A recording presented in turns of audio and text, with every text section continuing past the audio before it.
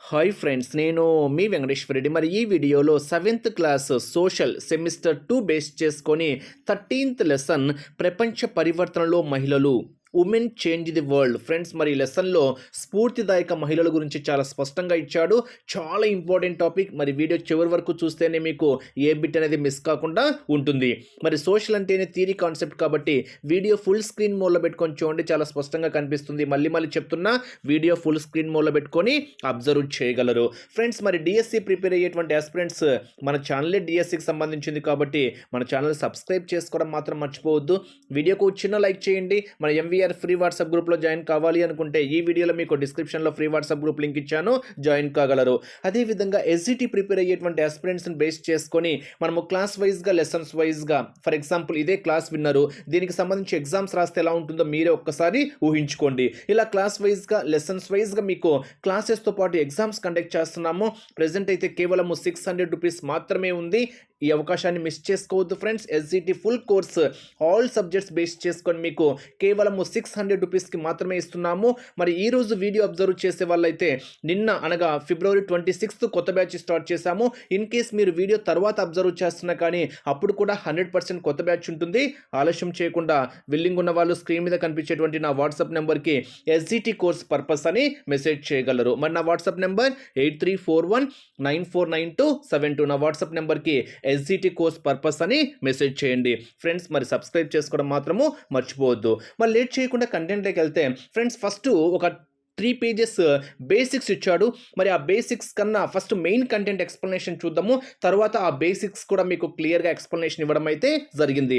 మరి first point observe చేస్తే 2015లో ప్రారంభించిన బేటీ బచావో బేటీ పడావో ప్రచారం గురించి తెలుసుకుందామని ఇచ్చాడు. అంటే ఇక్కడ ఎగ్జామ్ పాయింట్ ఆఫ్ ఎలా ఇస్తారంటే, బేటీ బచావో బేటీ పడావో అనేటువంటి కార్యక్రమము ఏ సంవత్సరంలో ప్రారంభించారు అంటాడు. బేటీ బచావో బేటీ పడావో అనే కార్యక్రమము ఏ సంవత్సరంలో ప్రారంభించారు. ఏ సంవత్సరము అంటే 2015లో ప్రారంభించారు. చాలా చాలా ఇంపార్టెంట్.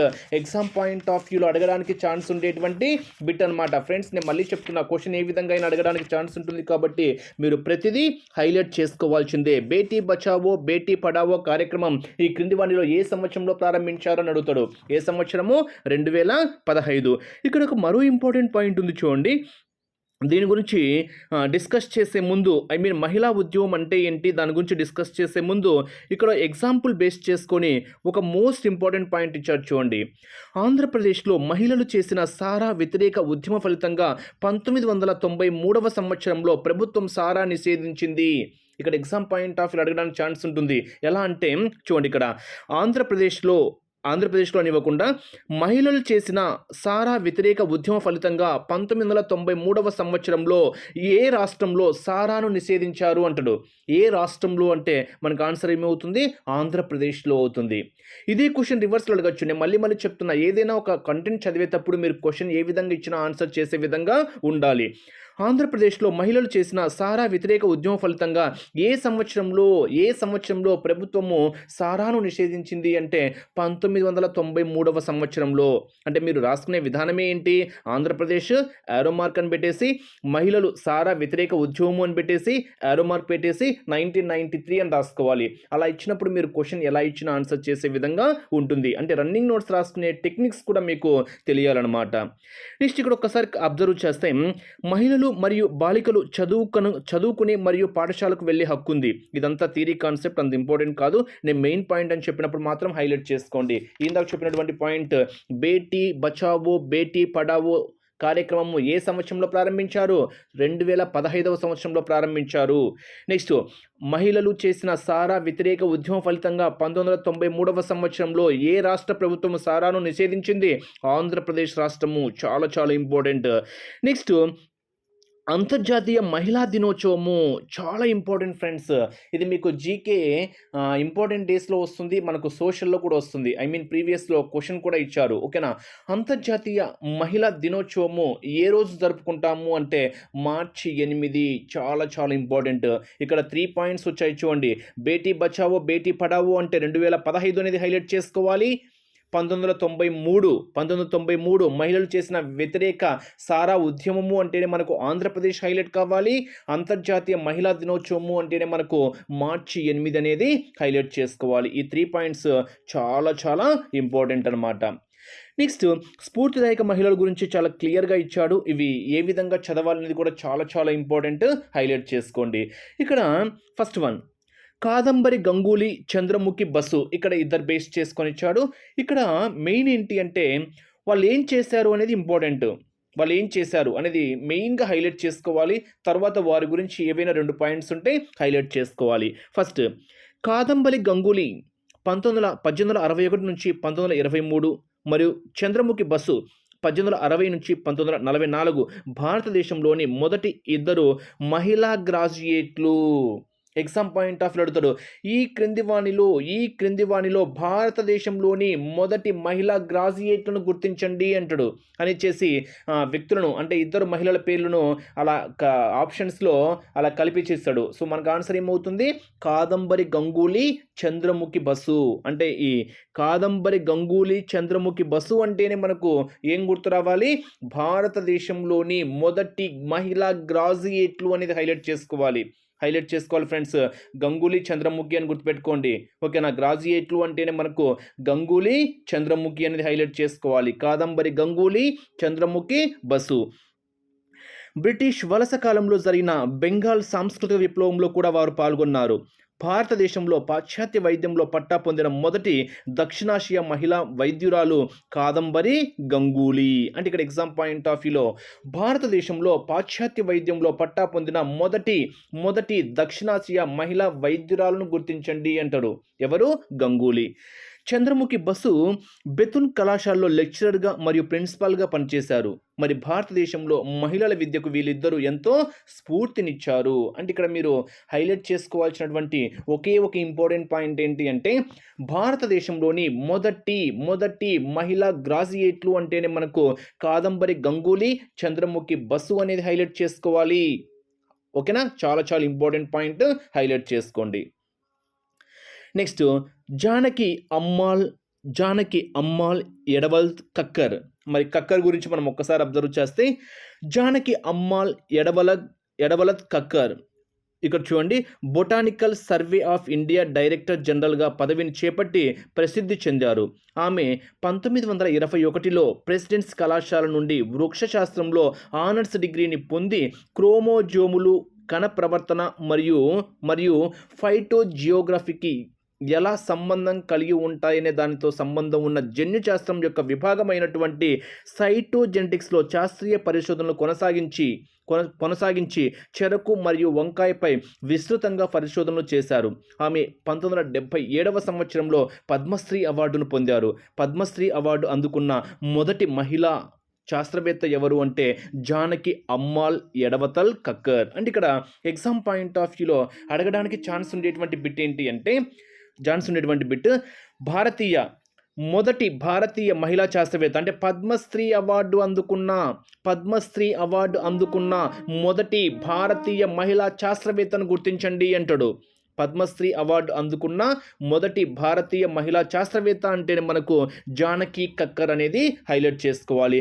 మరి ఏ సంవత్సరంలో ఆమె పద్మశ్రీ అవార్డును దక్కించుకున్నారు అంటే 1977వ సంవత్సరంలో. చాలా చాలా ఇంపార్టెంట్. ఇందాక కాదంబరి గంగూలీ, చంద్రముఖి బసు అని చెప్పాను. సో హైలైట్ చేసుకోవాల్సింది ఏంటి, భారతదేశంలోని మొదటి మహిళా గ్రాడ్యుయేట్లు అని చెప్పాను.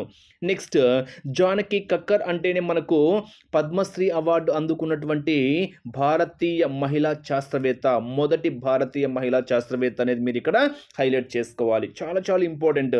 ఏ సంవత్సరంలో అంటే 1977వ సంవత్సరంలో. నెక్స్ట్ కల్పనా చావ్లా గురించి ఇచ్చాడు. మరి కల్పనా చావ్లా అంటే మీరు చాలా వరకు ఈ పేరు వినే ఉండింటారు. కల్పనా చావ్లా ఒక భారతీయ అమెరికన్ వ్యోమగామి. జూలై 1, 1961న హర్యానాలోని కర్నాల్లో మధ్యతరగతి కుటుంబంలో జన్మించింది. గ్రాడ్యుయేట్ తర్వాత ఆమె నాసా యొక్క రీసెర్చ్ సెంటర్లో ఓవర్సీస్ మెథడ్స్కి వైస్ ప్రెసిడెంట్గా అయ్యారు. ఆమె అంతరిక్షంలోకి అడుగుపెట్టిన తొలి భారతీయ మహిళ. ఎగ్జామ్ పాయింట్ ఆఫ్ వ్యూలో అడగడానికి ఛాన్స్ ఉండేటువంటి బిట్ అనమాట. అంతరిక్షంలోకి అడుగుపెట్టిన తొలి భారతీయ మహిళ అంతరిక్షంలోకి అడుగుపెట్టిన తొలి భారతీయ మహిళ అంటేనే మనకు కల్పనా చావ్లా అనే పేరు హైలైట్ చేసుకోవాలి. చూడండి చాలా చాలా ఇంపార్టెంట్ పాయింట్స్ అన్నమాట. ఫిబ్రవరి 1, 2003న వాతావరణంలోని STS-107 మిషన్ వైఫల్యం కారణంగా ఆమె మరణించింది. ఆమె ప్రతిభకు గుర్తింపుగా అమెరికా ప్రభుత్వము ఆమెకు Congressional space medal of honour మరియు నాసా విశిష్ట సేవా పథకాన్ని ప్రదానం చేశారు. ఇక్కడ ఎగ్జామ్ పాయింట్ ఆఫ్ వ్యూలో ఒకటి అడగచ్చు ఫ్రెండ్స్, ఏంటి అంటే చూడండి ఇక్కడ కల్పనా చావ్లాకు congressional space medal of honour అనే పథకాన్ని ప్రదానం చేసిన ప్రభుత్వము ఏ ప్రభుత్వము ఆ పథకాన్ని ప్రదానం చేసింది అంటే అమెరికా ప్రభుత్వము. చాలా చాలా ఇంపార్టెంట్. ఇక్కడ 2 ఇంపార్టెంట్ పాయింట్స్ ఉన్నాయి. అంటే మొత్తం మీద చెప్పాలి అంటే ఈ కల్పనా చావ్లాను బేస్ చేసుకొని మోస్ట్ ఇంపార్టెంట్ 3 పాయింట్స్ ఉన్నాయి. ఫస్ట్ పాయింట్ ఏంటి, అంతరిక్షంలోకి అడుగుపెట్టిన తొలి భారతీయ మహిళ అంటేనే మనకు కల్పనా చావ్లా అనేది హైలైట్ చేసుకోవాలి. ఆమె ఎలా చనిపోయింది అంటే ఫిబ్రవరి 1, 2003న వాతావరణంలో STS-107 మిషన్ వైఫల్యంగా ఆమె మరణించడం అయితే జరిగింది.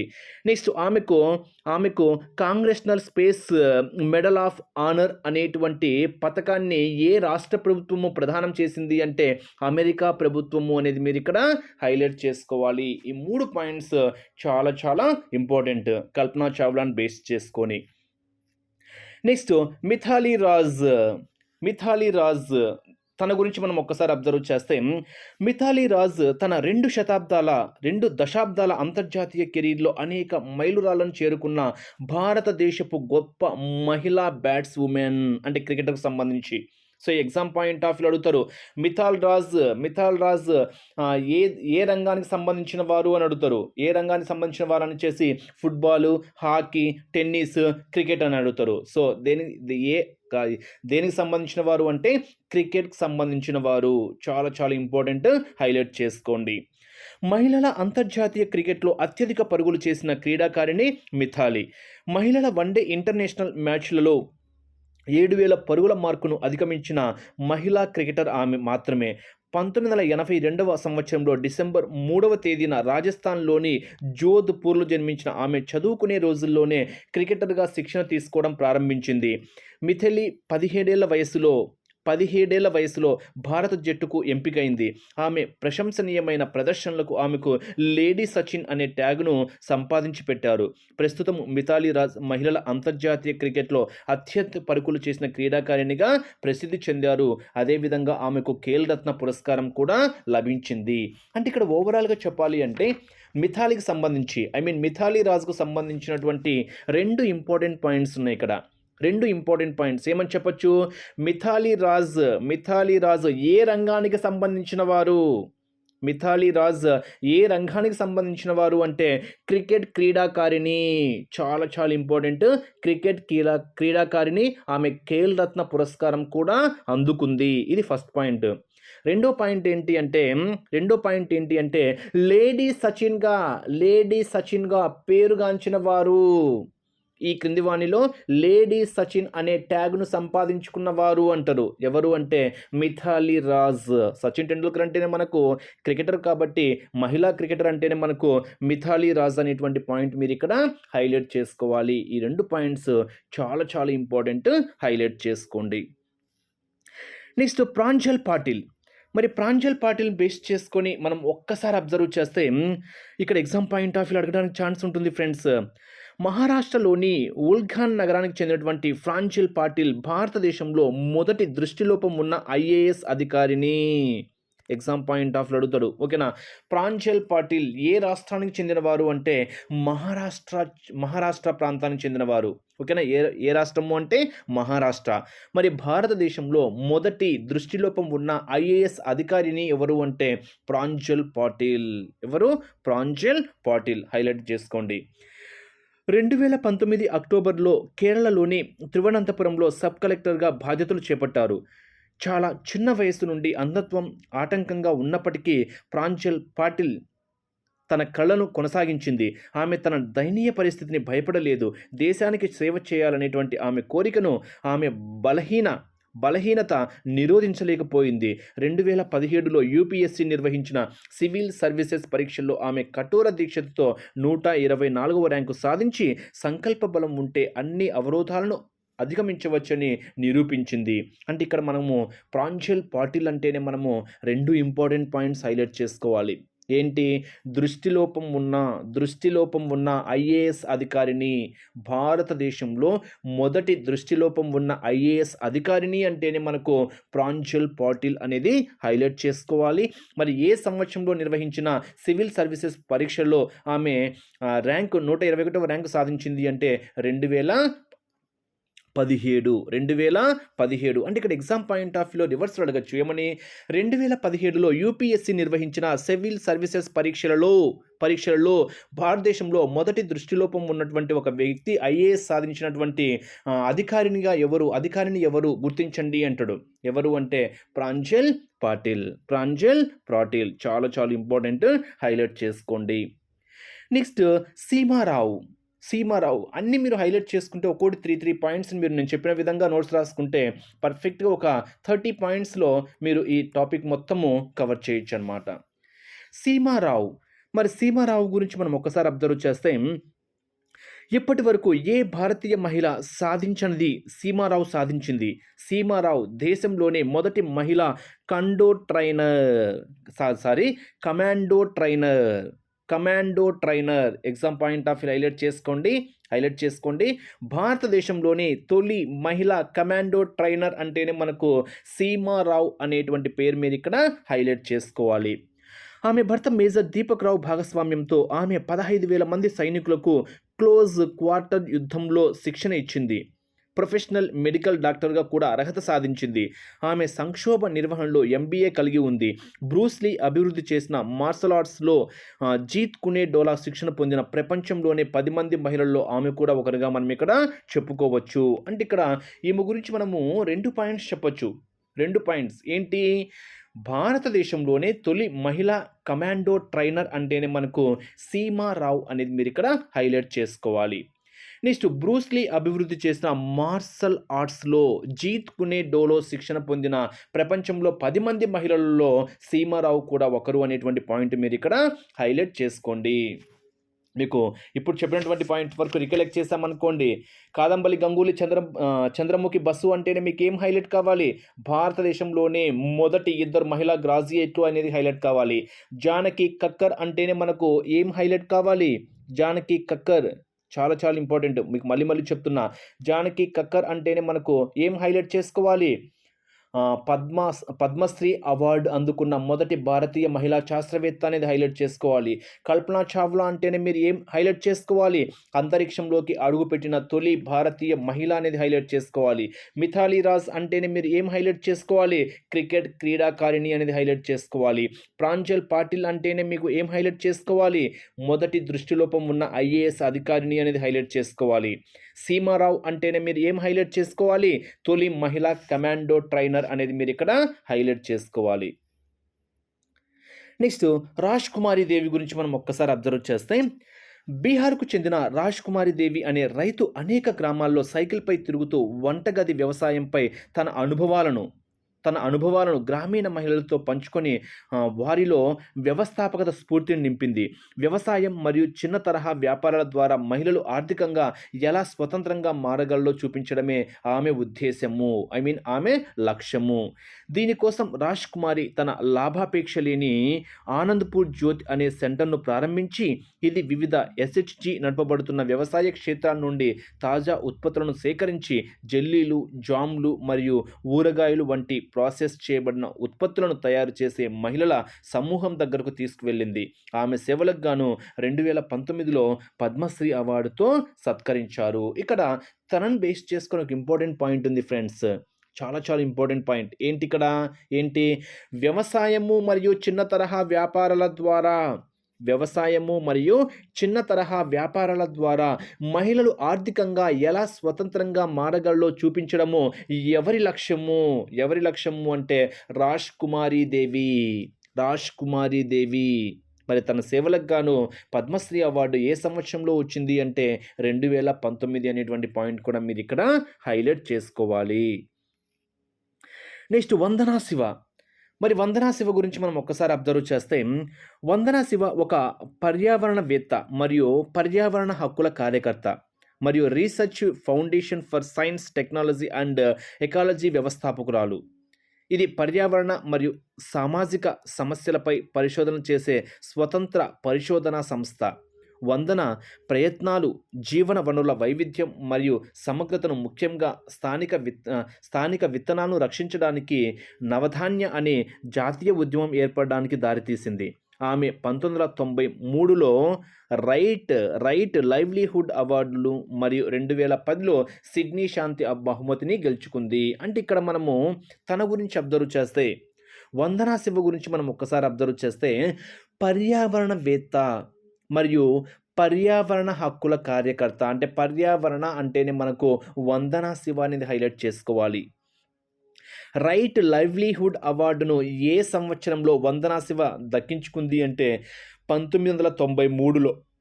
అదేవిధంగా సిడ్నీ శాంతి బహుమతిని వందనా శివ ఏ సంవత్సరంలో అందుకుంది అంటే 2010లో అందుకుంది. ఈ 3 పాయింట్స్ మీరు ఇక్కడ హైలైట్ చేసుకోవాలి. నెక్స్ట్ లక్ష్మీ అగర్వాల్. మరి లక్ష్మీ అగర్వాల్ గురించి మనం ఒక్కసారి అబ్జర్వ్ చేస్తే, యాసిడ్ దాడి బాధితురాలు. లక్ష్మీ అగర్వాల్ యాసిడ్ దాడి బాధితురాలు. ఆమె యాసిడ్ దాడి బాధితుల హక్కం కోసం పోరాడింది. అంటే ఇక్కడ 2005వ సంవత్సరంలో 15 ఏళ్ల వయసులో ఉన్న ఆమెపై 32 ఏళ్ల వ్యక్తి యాసిడ్తో దాడి చేశాడు. యాసిడ్ విక్రయాలను నియంత్రించేలా కేంద్ర రాష్ట్ర ప్రభుత్వాలను ఆదేశించాలని, యాసిడ్ దాడులపై విచారణను సులభతరం చేసేలా పార్లమెంటును ఆదేశించాలని సుప్రీంకోర్టును ఆశ్రయించింది. ఆమె భారతదేశంలో యాసిడ్ దాడుల నుంచి బయటపడిన వారికి సహాయం చేయడానికి అంకితమైన NGO Chhanv foundation director. Lakshmi US ప్రథమ మహిళ చిసెస్ ఒబామాచే 2014 ఇంటర్నేషనల్ ఉమెన్ ఫర్ కరాజ్ అవార్డును అందుకుంది. ఆమె ఎన్డీటీవీ ఇండియన్ ఆఫ్ ది ఇయర్గా కూడా ఎంపికైంది. అంటే ఇక్కడ ఎగ్జామ్ పాయింట్ ఆఫ్ వ్యూలో అడగడానికి ఛాన్స్ ఉండేటువంటి బిట్ ఏంటి అంటే, యాసిడ్ దాడి బాధితుల హక్కుల కోసం పోరాడిన వారు. యాసిడ్ దాడి బాధితుల హక్కుల కోసం పోరాడిన వారు అంటేనే మనకు లక్ష్మీ అగర్వాల్ అనేది మీరు ఇక్కడ హైలైట్ చేసుకోవాలి. లక్ష్మీ అగర్వాల్ అనేది మీరు ఇక్కడ హైలైట్ చేసుకోవాలి. నెక్స్ట్ యుఎస్ ప్రథమ మహిళ మిచెల్ ఒబామాచే 2014 ఇంటర్నేషనల్ ఉమెన్ ఆఫ్ కరాజ్ అవార్డును దక్కించుకుంది. 2014లో ఇంటర్నేషనల్ ఉమెన్ ఆఫ్ కరేజ్ అవార్డును దక్కించుకున్న వారు ఎవరు అంటేనే మనకు లక్ష్మీ అగర్వాల్ అనేది మీరు ఇక్కడ హైలైట్ చేసుకోవాలి. ఈ 2 పాయింట్స్ మాత్రము హైలైట్ చేసుకోండి. నెక్స్ట్ అద్దాల సూర్యకళ. మరి తన గురించి మనం ఒక్కసారి అబ్జర్వ్ చేస్తే, అద్దాల సూర్యకళ ఆంధ్రప్రదేశ్లోని శ్రీకాకుళం జిల్లాకు చెందినవారు. ఆమె భర్త అనారోగ్యం బారిన పడడంతో ఇంటి నిర్వహణ కష్టమైంది. ఇంటి అద్దె కూడా చెల్లించలేని పరిస్థితి. దీనితో సూర్యకళ నాబార్డు సహాయంతో కంచు, ఇత్తడి వస్తువుల తయారీపై ఆధునిక మెలకువలు తెలుసుకొని తక్కువ బరువుండే ఆధునిక పాత్రలను నగిలీలద్దలంతో తర్ఫీదు పొంది సాంప్రదాయ వస్తువులతో పాటు తక్కువ బరువుండే పూల సజ్జలు, దేవస్థానం వస్తువులు, దేవతామూర్తులు, పూల కుండీలు, ఒర్లి, బంధనం వంటి వివిధ రకాల వస్తువులతో వ్యాపారం ప్రారంభించి తన జీవితాన్ని తీర్చిదిద్దుకోవడమే కాక ఎంతోమందికి ఉపాధిని అందిస్తూ జాతీయ, అంతర్జాతీయ స్థాయికి తన వ్యాపారాన్ని విస్తరించగలిగింది. ఆమె పట్టుదల, శ్రమ, కాలానుగుణంగా మారే తత్వంతో ఎంతోమంది మహిళలు ఆదర్శంగా నిలిచింది. అంటే ఇక్కడ మనము తన గురించి అద్దాల సూర్యకళ అంటేనే మనకు ఇత్తడి వస్తువుల తయారీపై ఆధునిక మెలకువలు తెలుసుకొని, అది వంట సామాగ్రి కావచ్చు, పూజ సామాగ్రి కావచ్చు, వాటిని బేస్ చేసుకొని ఎంతో ఉన్నత స్థానానికి ఎదిగింది అని మనం ఇక్కడ చెప్పుకోవచ్చు అనమాట. నెక్స్ట్ నందిని హరినాథ్. మరి నందిని హరినాథ్ గురించి మనం ఒక్కసారి అబ్జర్వ్ చేస్తే, నందిని హరినాథ్ బెంగళూరులోని ISRO full form Indian space research organisation satellite సెంటర్లో రాకెట్ శాస్త్రవేత్త. నందిని గత 20 సంవత్సరాలుగా ఇస్రోలో పనిచేస్తున్నారు. ఆమె మార్స్ ఆర్బిటల్ మిషన్ మంగళయాన్కి ప్రాజెక్ట్ మేనేజర్ మిషన్ డిజైనర్ మరియు డిప్యూటీ ఆపరేషన్స్ డైరెక్టర్గా పనిచేశారు. ఆమె ఇస్రోలో 20 ఏళ్లుగా 14 మిషన్లలో పనిచేశారు. అంటే ఇక్కడ తన గురించి మనకు ఒకే ఒక పాయింట్ అబ్జర్వ్ చేయొచ్చు. ఏంటి ఇక్కడ నందిని హరినాథ్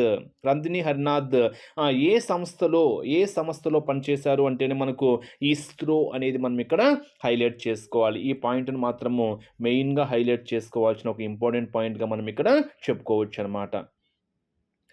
నెక్స్ట్ అర్చనా సోరెంగ్ మరి తన గురించి అబ్జర్వ్ చేస్తే ఒడిశాకు చెందిన గిరిజన మహిళ.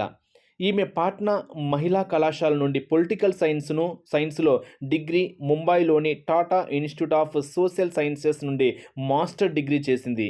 తరువాత ఒడిశాలోని వసుంధర అనే ఎన్జిఓలో చేరి అడవులు పర్యావరణ పరిరక్షణపై చైతన్య కార్యక్రమాలు నిర్వహించింది. అంటే ఇక్కడ మనము అబ్జర్వ్ చేస్తే అడవులు పర్యావరణ పరిరక్షణపై చైతన్య కార్యక్రమాలు నిర్వహించిన వారు ఎవరు అంటే అర్చనా సోరెంగ్ అనేటువంటి పాయింట్ మీరు ఇక్కడ హైలైట్ చేసుకోవాలి. ఒక ఇంపార్టెంట్ పాయింట్గా మీరు హైలైట్ చేసుకోవచ్చు అన్నమాట. ఇవి మనకు మెయిన్గా హైలైట్ చేసుకోవాల్సినటువంటి పాయింట్స్. ఇది మనకు టెక్స్ట్ బుక్లో ఇచ్చినటువంటి మెయిన్గా మహిళల గురించి చాలా స్పష్టంగా ఇచ్చాడు. మరి ఆ మహిళల గురించి మెయిన్ పాయింట్స్ ఒక్కసారి మనం రికలెక్ట్ చేసుకుంటే మొత్తం మీద మనకు 9 మంది మహిళలు కాదు 12 మంది మహిళల గురించి చాలా స్పష్టంగా ఇచ్చాడు. ఒక్కొక్కరి గురించి 2-3 పాయింట్స్ మీరు హైలైట్ చేసుకుంటే ఒక 30 పాయింట్స్లో మీరు క్లియర్గా ఈ లెసన్ బేస్ చేసుకొని క్లియర్గా నోట్స్ రాసుకోవచ్చు. నెక్స్ట్ పదకోశాలు ఒక్కసారి అబ్జర్వ్ చేస్తే మూస పద్ధతి అంటే ఒక్కసారి అబ్జర్వ్ చేయండి. ఒక నిర్దిష్ట వర్గము లేదా వ్యక్తుల గురించి సాధారణీకరించిన నమ్మకం. ఇది ఒక నిర్దిష్ట సమూహంలోని వ్యక్తి గురించి ప్రజల్లో ఉండేటువంటి భావన. వివక్ష అంటే ఏంటి అందరికీ తెలిసిందే. వ్యక్తులు, సమూహాలు, తరగతులు లేదా ఇతర వర్గాల ఆధారంగా వ్యక్తుల మధ్య అన్యాయమైన వ్యత్యాసాలను చూపించేటువంటి చర్య. లింగ సమానత్వము అందరికీ తెలిసిందే. అంటే స్త్రీ పురుషులనే భేదం లేకుండా సామాన్య హక్కులు, బాధ్యతలు మరియు అవకాశాలు ఉండుట.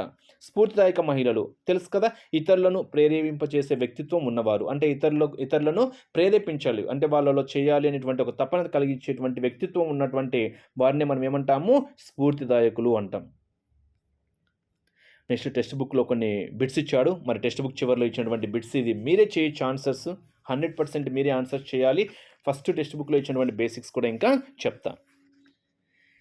ఫస్ట్ ఎన్ఎస్ఎస్ 61వ రౌండ్ 2004-2005 ప్రకారము భారతదేశంలో వ్యవసాయ పనిలో నిమగ్నమైన శ్రామిక మహిళా శాతం ఎంత అంటే 83.6. ఇది మీకు ఫస్ట్లో కొన్ని బేసిక్స్ ఉన్నాయని చెప్పాను కదా, అక్కడ వస్తుంది ఫ్రెండ్స్ 83.6. నెక్స్ట్ ఇవన్నీ మీరు చెప్పేయచ్చు. బేటీ బచావో బేటీ పడావో కార్యక్రమము అంటేనే మీకు ఏం చెప్పాను, 2015 అని చెప్పాను. అంతర్జాతీయ మహిళా దినోత్సవం అంటే ఏం చెప్పాను, మార్చి 8 అని చెప్పాను. పద్మశ్రీ అవార్డు పొందినటువంటి మొదటి మహిళ ఎవరని చెప్పాను, జానకి అమ్మాల్ అని చెప్పాను. అవునా, పద్మశ్రీ అవార్డు పొందిన మొట్టమొదటి మహిళా శాస్త్రవేత్త ఎవరు, జానకి అమ్మాల్ అని చెప్పాను. మహిళల ఉద్యమ ఫలితంగా 1993వ సంవత్సరంలో సారాను నిషేధించిన రాష్ట్రం ఏంటని చెప్పాను, ఆంధ్రప్రదేశ్ అని చెప్పాను. తెలిసినటువంటి బిట్సే. నెక్స్ట్ ఇక్కడ మ్యాచ్ ది ఫాలోయింగ్ ఇచ్చాడు. ఒక సైడ్ మహిళల గురించి ఇచ్చాడు, వారి యొక్క వృత్తులను ఏం చేస్తారనేది మరో సైడ్ ఇచ్చాడు, మీరే చెప్పాలి. మిథాలీ రాజ్ అంటే మీకు ఆల్రెడీ చెప్పాను, ఏంటి క్రికెటర్ అని చెప్పాను, చాలా స్పష్టంగా తెలుసు క్రికెటర్. నెక్స్ట్ వందనా శివ అంటే మీకు చెప్పాను, పర్యావరణకు సంబంధించిన వారు, పర్యావరణవేత్త. నెక్స్ట్ సీమారావు అంటే మీకు ఆల్రెడీ చెప్పాను, కమాండో ట్రైనర్ అని చెప్పాను. సీమారావు అంటే మనకు commando trainer. Next Pranjal Patil అంటేనే ఐఏఎస్ అధికారిని. ఓకేనా, ప్రాంజల్ పాటిల్ ఐఏఎస్ అధికారిని. నెక్స్ట్ నందిని హరినాథ్ అంటేనే మనకు ఒక శాస్త్రవేత్తగా మనకు చెప్పుకోవచ్చు. ఇది మనకు మ్యాచ్ ది ఫాలోయింగ్ పరంగా చెప్పేయచ్చు. నెక్స్ట్ మరి టెక్స్ట్ బుక్ ఫస్ట్లో కొన్ని బేసిక్స్ ఉన్నాయని చెప్పాను కదా, ఆ బేసిక్స్ ఒక్కసారి అబ్జర్వ్ చేస్తే ఏం లేవు. ఫస్ట్ పేజీ అంతా బేసిక్ ఇచ్చాడు, సెకండ్ పేజీ జస్ట్ వారి గురించి ఇచ్చాడు, అంటే మహిళలు కొందరు పురుష సేకరించండి అని ఇచ్చాడు. నెక్స్ట్ ఇక్కడ ఇచ్చాడు చూడండి, ఇందాక మీకు ఫస్ట్ పాయింట్ చెప్పాను కదా, ఆ పాయింట్ అనమాట. భారతదేశంలో 83.6% మంది శ్రామిక మహిళలు వ్యవసాయ పనులలో నిమగ్నమై ఉన్నారు. ఇది మీకు ఇందాక చెప్పినటువంటి పాయింట్. ఏంటి, ఎన్ఎస్ఎస్ 66వ రౌండ్ 4/2005 ప్రకారము భారతదేశంలో వ్యవసాయ పనిలో నిమగ్నమైన శ్రామిక మహిళల శాతము, వ్యవసాయ పనిలో నిమగ్నమైన శ్రామిక మహిళల శాతము అంటేనే 83.6. ఇంతే ఇక్కడ ఇచ్చారు చూడండి. ఎన్ఎస్ఎస్ 61వ రౌండ్ 2004-5 ప్రకారము. అదొక్కటే పాయింట్. ఇవన్నీ ఇంకా సన్నివేశాలను బేస్ చేసుకొని ఇచ్చాడు. ఇక్కడ ఒక సన్నివేశం ఇచ్చాడు. ఆ సన్నివేశాన్ని బేస్ చేసుకొని ఇచ్చాడు. అవి మనకేమీ అంత ఇంపార్టెంట్ కాదు. సన్నివేశాలు ఒక్కసారి కావాలంటే మీరే చదువుకోండి. ఇవి జస్ట్ సామాజికంలో జరిగే వాటిని బేస్ చేసుకొని ఇచ్చాడు అంతే. ఇవంతా కన్వర్జేషన్. ఇంకా కంటిన్యూషన్. ఓకేనా? ఇక్కడ మనకు అంతకుముందు చెప్పిన వాటి ఒక పాయింట్ ఉంది. ఇంకా మిగతాది మీకు ఆల్రెడీ ఇక్కడ నుంచి క్లియర్‌గా ఫస్టే ఎక్స్‌ప్లనేషన్ ఇచ్చాను కాబట్టి నో ప్రాబ్లమ్. ఓకే ఫ్రెండ్స్, మరి వీడియో చివరి వరకు చూసారు. మీరు ఏ బిట్ ఇచ్చినా ఆన్సర్ చేసే విధంగా ప్రిపేర్ అవ్వండి. రన్నింగ్ నోట్స్ చాలా చాలా ఇంపార్టెంట్.